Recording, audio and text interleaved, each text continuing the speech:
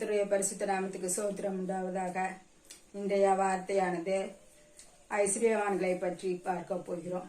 நம்முடைய பரிசுத்த வேதாகமத்தில் மார்க் எழுதின சுவிசேஷம் 10ஆம் அதிகாரம்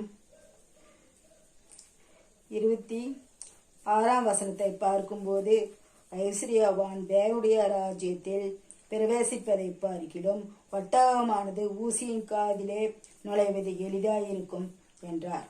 ஆம், எனக்கு அன்பான தேவஜனமே, ஐஸ்வர்யவான்கள் தேவனுடைய ராஜ்யத்தில் பிரவேசிப்பது எவ்வளவு ஒரு அரிதாயிருக்கிறது என்று காண்கிறோம்.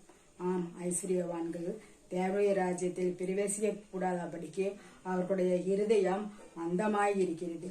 அவர்களுடைய இருதயமும் மனமும் அந்த ஐஸ்வர்யத்தின் மீது பற்றுதலாயிருப்பதனால் தேவனுடைய ராஜ்யத்திலே பிரவேசிக்க மறுக்கிறார்கள்.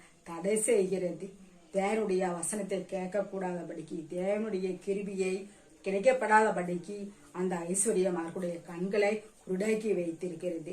ஆகையால் தான் நம்முடைய ஆண்டவரும் இரட்சகருமாகிய இயேசு கிறிஸ்து ஒட்டகமானது ஊசியின் காதிலே நுழைவது எளிதாயிருக்கும் என்று சொல்கிறார்.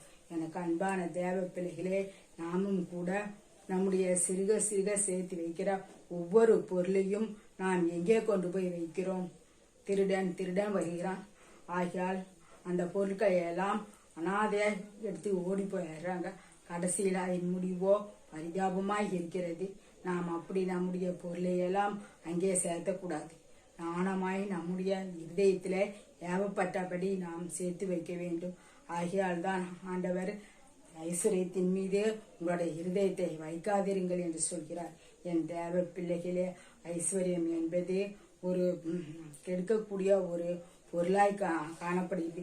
நீதிமான்களையும் கெடுத்து போடுகிற ஒரு பொருளாய் காணப்படுகிறது. நம்முடைய இருதயத்தை அதன் மீது வைக்காதபடிக்கு தேவனுடைய வார்த்தைக்கு கீழ்ப்படிந்து நம்முடைய இருதயத்தை தேவ வார்த்தைக்கு செவிசாய்த்து அதன் மேல் வைக்கும்படியாக செபிக்கிறோம். இப்பொழுது பரிசுத்தமுள்ள நல்ல பிதாவே, இப்பொழுதும் ஆண்டவரே, எங்களுடைய ஐஸ்வர்யம் பெருகுவதினால் நாங்கள் அதன் மேல் எங்களுடைய இருதயத்தை வைக்காதபடிக்கு உம்முடைய வார்த்தைக்கு செவி கொடுத்து உம்முடைய வல்லமையுள்ள வார்த்தைகளுக்கு கீழ்ப்படிந்து ஆண்டவரே உம்முடைய வயத வார்த்தைகளின்படி நடக்க எங்களை உம்முடைய கரத்தில ஒவ்வொரு பிள்ளைகளையும் ஆண்டவரே ஒப்பு கொடுத்து செபிக்கிறேன். அப்பா ஏசப்பா, அப்பா, இந்த ஐஸ்வர்யம் எங்களுக்கு வேண்டியதா இராதபடிக்கு ஆண்டவரே உம்முடைய நீதிமான்களுக்கும் உம்முடைய வார்த்தையை அறிவிக்கிறவர்களுக்கும் பயன்படும்படியாக ஆண்டவரே எங்களுடைய ஐஸ்வர்யத்தையெல்லாம் உம்முடைய கைகளிலே ஒப்பு கொடுத்து செபிக்கிறேன். அப்பா இயேசு கிறிஸ்துவின் நாமத்தினாலே இந்த சிறு ஜெபத்தை ஏறெடுத்துக் கொள்கிறோம். ஜீவனுள்ள நல்ல பிதாவே,